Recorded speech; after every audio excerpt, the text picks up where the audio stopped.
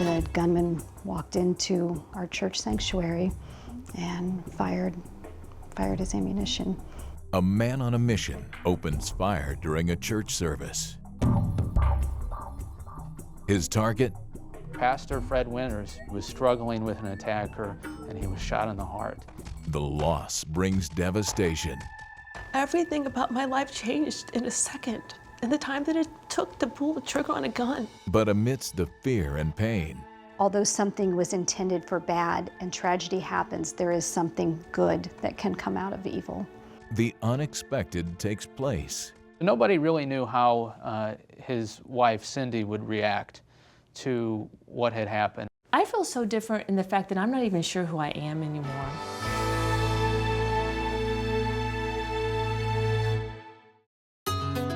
Are you touched by something you saw or heard on this program?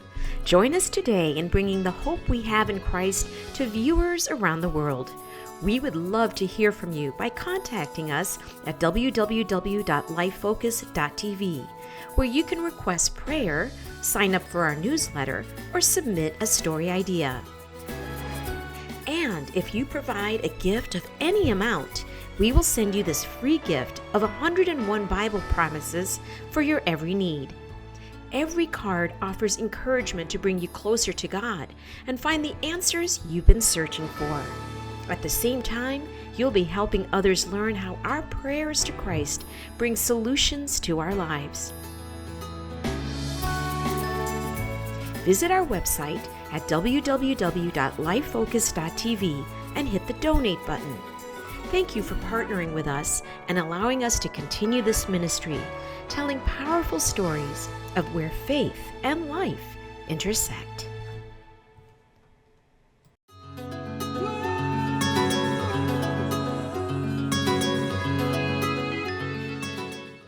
Hello and welcome to Life Focus. I'm Dan Meyer. Today's program begins on a Sunday morning at a church in Midwest America. For the congregants of Maryville First Baptist Church, however, that sanctuary, a place of peace and hope, changed dramatically when a gunman opened fire. His aim, their beloved pastor. And to this day, no one knows what motivated a total stranger to target Pastor Fred Winters. No one, including his wife. I think being in a room with a dead person, like who you love, really changes you. Cindy Winters' entire life changed in just one moment. Reality for this pastor's wife and mother of two would never be the same. I lost my future all in 1 second. And I don't know what my future is. And that's really hard for me to get my mind around still to this day. A day that left nearly 10,000 residents of Maryville, Illinois, a small family-driven community, in shock and terror. It's almost like a dream. You don't think something like that can happen, especially in a small town. A shock, disbelief would be words that come to mind. We were getting ready for church. It was the Sunday after the clock turning. So everything felt a little off because of that. There wasn't as many people in there because it was daylight savings time. My older daughter, Alyssa, ended up going to church with Fred that morning, which she usually didn't. But other than that, you bet, normal Sunday like any other. What seemed like a typical Sunday would soon change. As we were driving to the church, my oldest daughter was in the back of our van and her cell phone started going off. Driving to Maryville First Baptist Church for the second service, Cindy's friend and fellow church member Amy Ralston received an alarming call. Her friends were calling her saying, "Don't come to church, don't come to church, there's been an accident." An accident that turned out to be a highly thought out plan created by a man on a mission. And they said, "Pastor Fred's been shot, Pastor Fred's been shot."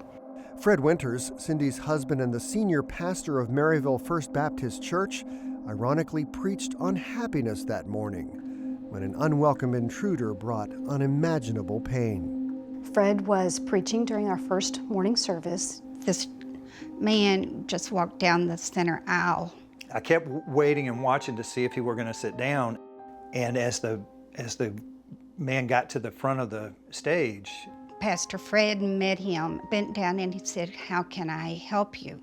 Congregants then heard the gunfire that shot through Pastor Fred's Bible. Pastor Fred Winters was delivering a sermon about the joys of going to work. He held up his Bible, and a shot came to it, hit the Bible, sprayed it like confetti, and within minutes he was struggling with an attacker, and he was shot in the heart. We saw all this confetti going everywhere, and we didn't know if it was a drama or if it was real. then you could see on Fred's face that it was serious. And then one of the pastors ran across in front of the stage and said, "Yes, this is real." The gunman basically kind of paced him along the floor and fired 2 more shots, and both missed. Keith Melton dove to Pastor Fred's rescue. He and other church members eventually subdued the gunman until police arrived. But even after much struggling, their efforts proved too late. As I got to him within this far is when the fatal shot was fired. The 4th shot that he fired was through Pastor Fred's heart. And that could happen to anyone, and because there was no reason for it to happen to him. He had done nothing by all evidence for this person to come in and do it. Born in 1963, Fred Winters grew up with a desire to pastor. As a missionary student, he spent a summer at a small church in Missouri, where he met Cindy, his future bride. He was funny. He was relaxed. He was very focused, and I think he had a real passion to live for the Lord and to spend his life doing that. And I really wanted to be a part of that. At 18, Cindy married Fred, who by then was pastoring at Maryville First Baptist Church. Eventually, they started a family. We brought Alyssa home from the hospital. He didn't know how to hold her. And he was like, "I think if I could just hold her like a football, I would just do a lot better with her." And that's, how he held her, as a football. So he was just that kind of dad, pretty easygoing and relaxed. Over the years, this family would blossom. Fred became the father of a second daughter, Cassidy. Being a dad was one of his greatest joys. He was also always one of these people who wanted to do better. I remember he read about a young girl and saying that one of her most memorable things was when her dad came and got her out of school and took her to lunch. He thought, I can do that. And so he would do that with our girls. But life with Fred was about to become a memory. Not knowing what happened, Cindy and her daughter Cassidy arrived to a chaotic scene outside the church. The police and the firemen were already at the church. And when I got up to the fireman, he said, "Ma'am, there's been an incident at the church and I need you to pull over." And there were people just standing there from our church praying, just in a large group praying. And I told him at that point, I said, my husband's the pastor. Is everything okay? She was not allowed to go any farther. And at that point, I saw a lady behind me and then 2 gentlemen coming towards my car in the opposite direction. I had hollered back to the lady, "What's going on?" And the woman said to the 2 gentlemen, "She doesn't know."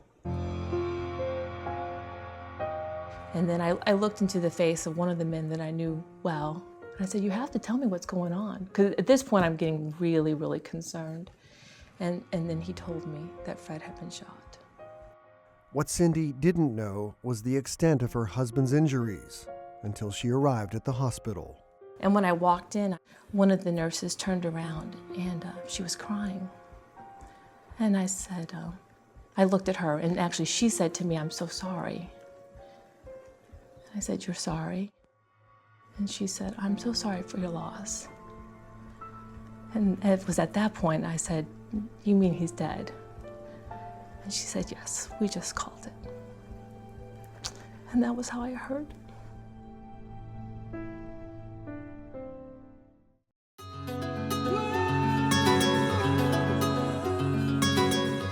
According to a recent Gallup poll, 3 out of 10 Americans have been victimized by crime, leaving most of them violated and wronged without any chance of seeing justice served to their perpetrators. In the same way, questions of why and how raced through Cindy Winter's mind when she learned that her husband, Pastor Fred Winters, died in this unthinkably bizarre event. Everything about my life changed in a second. In the time that it took to pull the trigger on a gun, it all changed. Without warning, the life that Cindy and Fred had built for the last 22 years ended in a brutal way. It sent a message to a lot of other pastors that if it could happen to him, it could happen to me.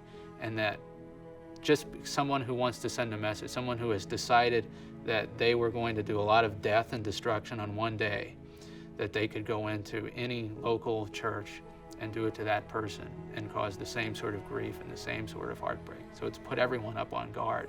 I mean, hearing that he had died and then having to tell my girls, it's the worst. I'll never forget her face on that day. Her world had been rocked.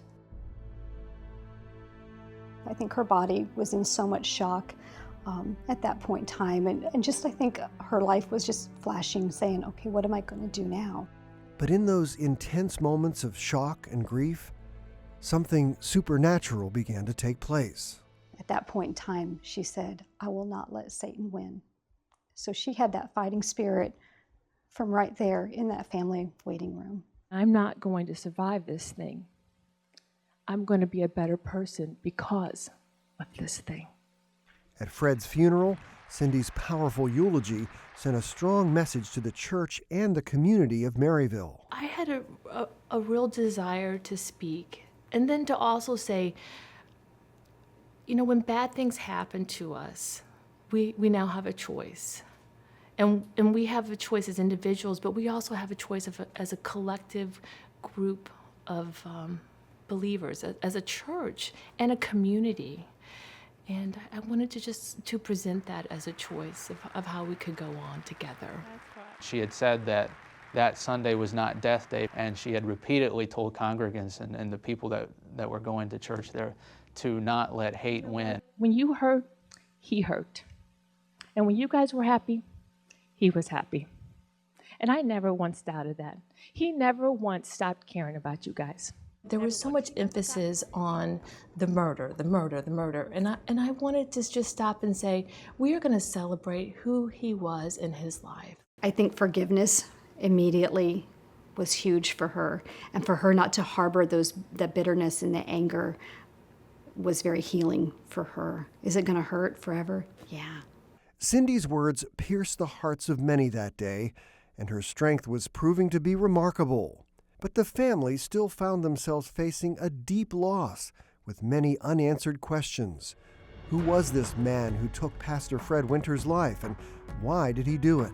Mr. Sedlak had decided, for whatever reason, and it still remains unknown, that he wanted to go and kill people that day. He had a planner that he had written, and on that day he had said that Sunday would be Death Day, and it was. Nicholas Pister, a reporter for the St. Louis Dispatch, was one of the first reporters on the scene. He has spent hours trying to piece together why 27-year-old Terry Jo Sedlak named March 8, 2009, Death Day.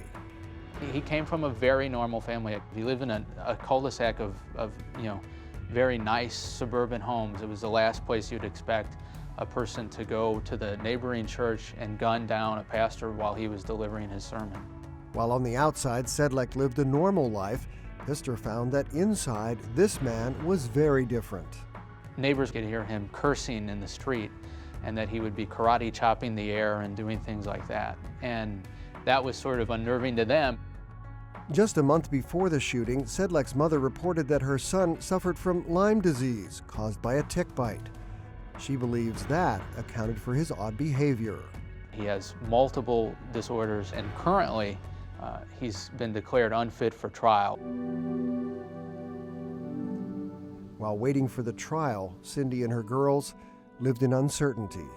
I was very fearful about my future. Safety and security were big fears for my children. They were so afraid. Nighttime was horrible for so many months to come. Just very, very difficult. I think just even knowing how to function, knowing that he was not going to come home that night, being in our house alone, being a single mom for the first time, I mean, it's just hard to do. From calming fears at night to doing daily activities, Cindy feared facing life alone. Just a couple of weeks after Fred was murdered, my daughter had gotten an award at school. And I remember I stood up by myself. I just wanted to die, you know? The community also shared in her grief. Returning to regular worship services triggered memories and pain. When I'm sitting there by myself or, the music's playing, and I think, I can't believe Fred's not here. I can't believe right there he was laying in a pool of blood a year and a half ago. I felt I should have been faster. Keith Melton, who wrestled with the gunman, wonders if the outcome could have been different.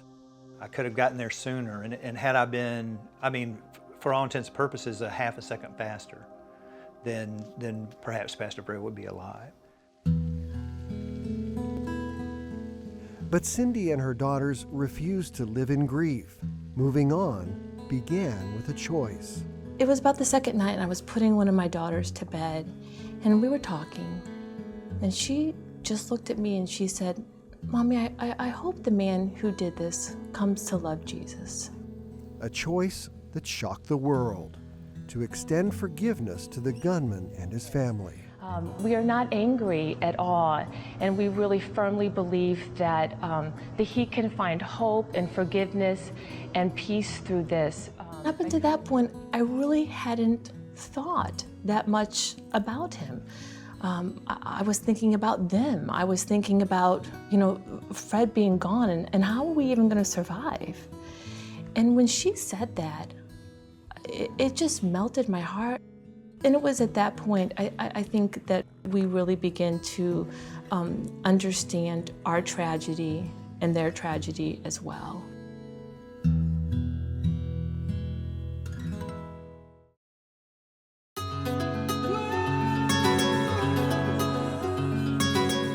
In the midst of pain and unanswered questions, Cindy quickly decided not to make this tragedy about herself, but to help others who were affected, including the gunman's family. The announcement of her forgiveness just days after the murder shocked most of America. Author and speaker Sheila Walsh recalls seeing on the news Cindy's fighting spirit, a spirit that would show others how to cope through their own challenges and difficult times. I think Cindy's story is a story of how God takes the unthinkable and meets you in the midst of it and transforms what was tragic into something that really is beautiful. Moved by the story of Cindy Winters and her two daughters, author and speaker Sheila Walsh came to town for a visit. I remember being horrified at the fact that someone could walk into a church in the middle of a service and walk up to the pastor and pull out a gun, and in a moment, he's gone in front of his friends and his family. What do you see in each other that reminds you of your dad? Alyssa, she's smart. And I thought of all the moments that they will go through in life when he will not be there. And because I know what that's been like myself. Sharing moments with Cindy and her two daughters, Sheila hoped to reach out to young girls who lost a father to violence, an all too familiar story. The last day I ever saw my father alive, he tried to kill me. And instead, he was the one who did not survive. He died shortly after that in a psychiatric hospital. So I went from being a very confident tomboy kind of girl to a terrified little girl. A terrified little girl who grew up into a troubled young woman. I ended up in a psychiatric hospital. I was 34. My dad was 34 when he died in a psych ward. So for me, it was like everything I'd ever been afraid of came true. Alone in a hospital, Sheila discovered hope in her despair. I didn't get into the bed the first night. I sat in a corner of the room, terrified. But I had this tremendous sense that God checked in with me that night and stayed with me on the floor until I was able to walk again. And now Sheila, a forgiveness expert, walks side by side with others to help them through the difficult process. I think it would be lovely to think we just say, I forgive, and it's a done deal. I think initially forgiveness begins by simply making a choice. A choice that transcends the memories and pain of someone or something inflicting harm in your life. I've been in such pain, and I've wanted God just to take my pain away. And I can't understand why this suffering has come to me, my kids especially. But I really haven't had to go back and say, I choose to forgive. I've had to go back and say, I choose to trust you, God. I think sometimes to forgive someone means you begin with acknowledging in your own life, this is something I want to do. And you start there. There have been other areas associated with this loss where I have felt hurt. And I've had to forgive and forgive and forgive and forgive. But in that instance, I think it was pretty much a done deal that day. A done deal that many people could not understand. They were expecting her to be angry, to be upset. Instead, she showed the young man who had taken her husband and the father of her 2 children. She had said to him that Jesus still loves you and that she will forgive him. There's a tremendous cost to forgive. But what I've discovered too is there's a tremendous cost when we don't forgive. When we are unable to forgive, it's almost as if we are left in this prison. You know, we're stuck with this weight we carry. So she's become sort of a messenger of forgiveness to people all throughout the country who have been following this and who have followed her, and that she has sort of shown a way to rise up from the ashes of just such terrible darkness. Stabbed in the chest while trying to save his pastor's life, Keith Melton reflects on the real hero of this story. Pastor Fred died a hero and a martyr. When he went and jumped off the edge of the stage and engaged this man, he didn't try to flee. And I believe that within him, he knew that if he did flee, that gunman would probably just turn right around on the congregation and start firing away. For his acts of bravery and self-sacrifice in subduing the shooter, Keith Melton received his own Medal of Honor. The Carnegie Medal for Heroism honors people who put their own lives on the line to save others. And it takes people like that to prevent those types of situations from becoming worse, because that situation could have been much more grim. It's kind of hard just thinking about future things and about not knowing what the future's going to bring. Today, Cindy, with the help of her friends, has started Grace and Hope Ministries, a nonprofit that allows her to reach out on a national scale to help others who deal with tragedy. I thought, you know, we need something that would help minister to people who have been touched by loss. And that's everybody, really.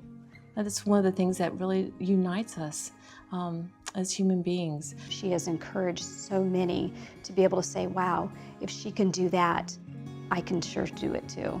And so I think that has been just one way that she's been able to heal and to go on. You know, that really has meant a lot to me, just knowing that every day, you know, come in. While many come to listen to Cindy for guidance and advice, there is one family she reaches out to. I send some things to the Gunman's family because I really do feel like they're hurting, like our family's hurting. And we're united in this together. I think if Fred is looking down, I think he would be so extremely proud of her. She has been able to carry on. She's been able to evangelize. She's been able to share her story. She's been able to hold on and to be strong. And this small town and church family that once grieved together? You lose your pastor in a tragedy like no other, you could expect that church to fall apart, but it hasn't. Now heals together. Even though Cindy puts her head on the pillow at night alone, she is not alone. She's surrounded by people who love her, and she is watched over by a God who's never taken his eyes off her. She's more passionate. She's more passionate to laugh and to love and to know that things can happen in a blink of an eye that will change you for the rest of your life. And she knows that without a doubt, and so doesn't want to waste any time. I really believe that God is a redeemer and a restorer. And by the very nature of who he is, I believe that he takes ruins in our lives and he rebuilds them. And I'm counting on him for this one. I'm going to hold him to it. There's a beauty that shines from inside her. So I think it's a story of that God can make something beautiful out of the ugliest things that happen in life. Are you touched by something you saw or heard on this program? Join us today in bringing the hope we have in Christ to viewers around the world.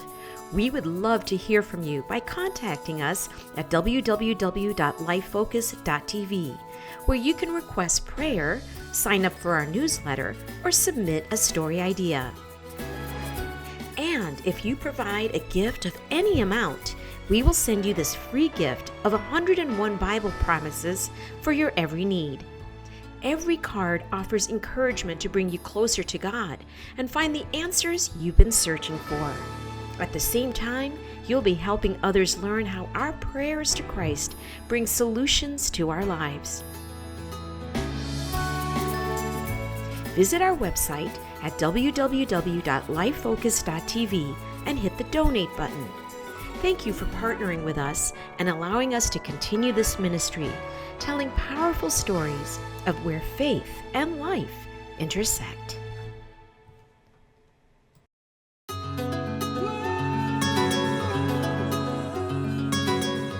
All of us will experience heartbreak and unexpected pain at some time in our lives. But Cindy Winters demonstrates that through faith, family, and community, it's possible to push through anguish. It's this circle of support that allowed Cindy to become a symbol of forgiveness across the nation.